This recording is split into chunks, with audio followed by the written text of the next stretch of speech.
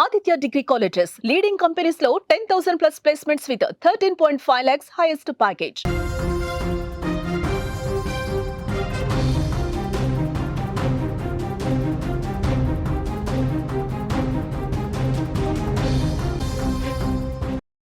Breaking చూస్తున్నాం. గోదావరిలో పులస చేపల సందడి కొనసాగుతోంది. యానాంలో మత్స్యకారుల వలకు పులస చేపలు చిక్కాయి. ఈ ఏడాది తొలిసారిగా 2 కిలోల పులస చేప చిక్కింది. వేలంలో వేలాది రూపాయలు పలికింది ఆ చేప. 2 కేజీల పులస చేపను 22,000 రూపాయలకి దక్కించుకున్నారు పోనమండ భద్రరత్నం దంపతులు. ఉభయ గోదావరి జిల్లాల్లో పులసలకు భారీ డిమాండ్ ఉంది. ఈ నేపథ్యంలోనే వేలంలో ఎక్కువగా పలుకుతుంటాయి. పుస్తిలమ్మైనా సరే కొనుక్కుని పులస చేప తినాల్సిందే అంటారు. ఈ నానుడి ఎప్పటి నుంచో మన పెద్దలు చెప్తూ ఉంటారు. ఉభయ గోదావరి జిల్లాల్లో పులస చేపలకు అంత డిమాండ్ ఉంది. మరి పులస పులుసు వారికి ప్రత్యేకమైన కూర. అలాంటి పులసల సందడి గోదావరిలో మొదలైపోయింది. యానాంలో మత్స్యకారుల వలకు ఈ ఏడాది తొలి పులస చేప చిక్కింది. సుమారు 2 కేజీల పులస వలకు చిక్కింది. అది వేలంలో ₹1,000 పలికింది. స్క్రీన్ మీద ఆ పులస చేపకు సంబంధించినటువంటి దృశ్యం చూస్తూ ఉన్నారు. 2 కేజీలు ఉంది ఆ చేప. 2 కేజీల పులస చేపను 22,000 రూపాయలకి పోనమండ భద్రరత్నం దంపతులు దక్కించుకున్నారు. ప్రస్తుతం ఈ పులస గోదావరిలోనే కాదు, సోషల్ మీడియాలో కూడా తెగ సందడి చేస్తోంది. ఆ పులస చేపను వేలం చేసే క్రమంలో ఆ పులస చేపను కూడా పట్టుకుని అక్కడ ఉన్నటువంటి మత్స్యకారులు పట్టుకుని చూపిస్తూ ఉన్నారు, ప్రజలందరికీ చూపిస్తూ ఉన్నారు. ఎందుకంటే సంవత్సరంలో ఒక్కసారి మాత్రమే ఈ పులస చేపలు అనేవి వస్తూ ఉంటాయి. సముద్రానికి ఎదురీది తీయటి నీరు కోసం గోదావరికి వస్తూ ఉంటుంది. ఈ సమయంలోనే మత్స్యకారులు వల వేస్తూ ఉంటారు. ఆ వలకి అదృష్టం ఉంటే తప్ప ఈ పులస చేప దక్కదు. సో అదృష్టం ఈరోజు వరించింది. అక్కడ స్థానిక మత్స్యకారులకి పులస చేప పడింది. దాన్ని ఇప్పుడు వేలం వేస్తున్నారు. 2 కేజీలు మాత్రమే ఉంది. 22,000 రూపాయలు పలికిందంటే అర్థం చేసుకోవచ్చు. ఇంకా పులస చేపల కోసం వేట కొనసాగుతుందని చెప్పాలి. సంతానోత్పత్తి కోసం ఈ పులస చేపలు ఆస్ట్రేలియా, న్యూజిలాండ్, టాంజానియా వంటి సుదూర ప్రాంతాల నుంచి ఖండాలను దాటుకుంటూ మరి హిందూ మహాసముద్రం మీదుగా ప్రయాణించి బంగాళాఖాతంలో ప్రవేశిస్తాయి. గోదావరి నుంచి వరద నీరు వచ్చి అంతర్వేది వద్ద సముద్రంలో కలిసే సమయంలో గుడ్లు పెట్టడం కోసం గోదావరిలోకి ఎదురీదుకుంటూ ప్రవేశిస్తాయి. నదీ ప్రవాహానికి అతి వేగంగా ఎదురీదటం ఈ చేప యొక్క స్పెషాలిటీ. ఇదంతా జూన్ నుంచి ఆగస్టు మాసాల మధ్య జరుగుతుంది. మళ్ళీ ఎప్పుడు కూడా ఏ నెలలో కనిపించదు. జూన్, జూలై, ఆగస్టు ఈ 3 మాసాల్లోనే ఇది తప్పకుండా కనిపిస్తుంది. ఒకవేళ దొరికినటువంటి మత్స్యకారులు పండగ చేసుకుంటారు. వాటిని వేలం వేస్తే కనుక వేలాది రూపాయలు వాళ్ళకి దక్కుతాయి. గుడ్లు పెడతాయి కదా ఈ పులస చేపలు. పెట్టిన తర్వాత మళ్ళీ అక్టోబర్ నాటికి సముద్రంలోకి వెళ్ళిపోతాయి.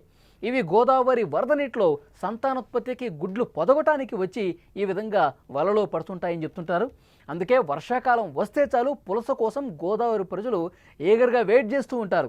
ఎప్పుడెప్పుడు పులస పడుతుంది, ఎప్పుడెప్పుడు పులసను తీసుకొస్తారు వీళ్ళు, ఎప్పుడెప్పుడు కొనుక్కుందాం, ఎప్పుడు కూర వండుకుందాం, ఎప్పుడు తిందామని చెప్పి అక్కడ ఉన్నటువంటి స్థానికులు చాలా వెయిట్ చేస్తారనమాట. ముఖ్యంగా వర్షాకాల ప్రారంభ సమయంలో గోదావరి ఎర్ర నీరు సముద్రంలో కలుస్తుండడంతో పులసల సీజన్ మొదలైనట్టని భావిస్తారు. ఇక ప్రస్తుతం పులస వలలకు చిక్కడం ప్రారంభం కావడంతో అక్కడ ఒక సందడి వాతావరణం కనిపిస్తుంది. విజువల్స్లో మీరు చూస్తున్నారు. అక్కడ వేలం సందర్భంగా ఉన్నటువంటి వాతావరణం కూడా ఒక్కసారి మనం చూద్దాం.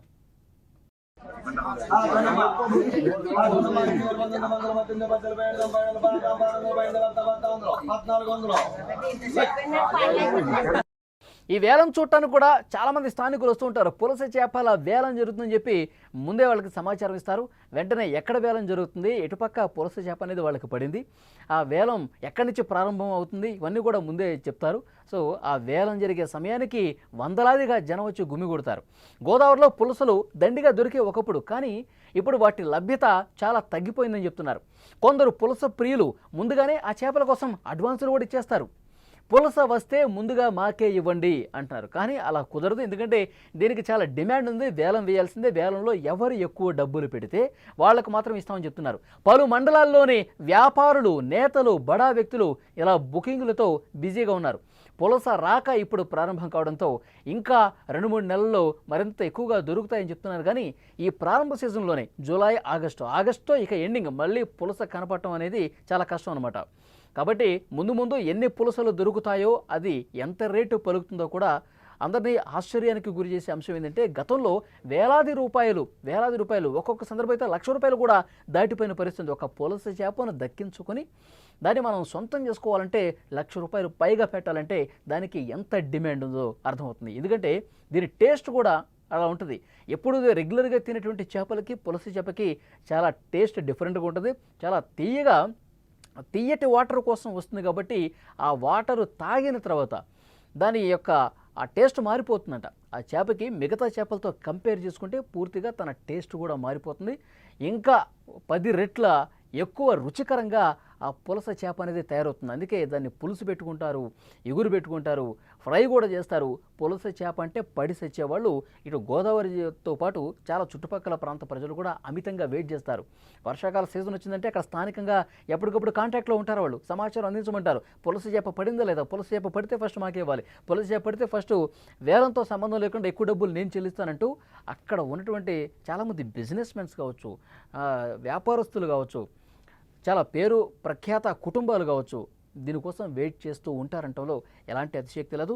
ఈ వేలంలో ఇక్కడ స్థానికులు ఎవరైనా కొన్నా కానీ దానికి ఇంకా పెద్ద రేటుకి అమ్ముకోవడానికి మరికొన్ని ఫ్యామిలీస్ కూడా వాళ్ళ సమాచారం ఇస్తూ ఉంటారు. సినిమా ఇండస్ట్రీ వాళ్ళకి ఇస్తూ ఉంటారు, బిజినెస్ మెన్స్కి ఇస్తూ ఉంటారు, బాగా మంచి వ్యాపారస్తులు ఉంటారు కదండి, వాళ్ళకి సమాచారం ఇస్తారు. మేము ఒక ₹30,000 దీనికి కొన్నాం, మీరు ఎంత ఇస్తారో చెప్పండి అని చెప్పి ఈ విధంగా బేరమాడి డబుల్ రేటు, త్రిబుల్ రేటుకు కూడా దాన్ని అమ్ముకున్నటువంటి పరిస్థితి కూడా ఉంది. సో డెఫినెట్గా ఇది పులస చేపలకి డిమాండ్ ఉన్నటువంటి పరిస్థితి ఉంది. ఈ సీజన్ కూడా పులస చేపలు ఈ 2 నెలల్లో బాగా దొరుకుతాయి. కాబట్టి మత్స్యకారులు కూడా దీన్ని క్యాష్ చేసుకునేందుకు ఎప్పుడు వలలతో సిద్ధంగా ఉంటారు. పులస పడితే బాగుంటుందని. సో డెఫినెట్గా వాళ్ళకి అదృష్టం వరించిందని చెప్పాలి. స్క్రీన్లో మీరు చూస్తూ ఉన్నారు, 2 కిలోల బరువున్నటువంటి పులస చేప పడింది. అది ₹22,000 దక్కించుకున్నారు.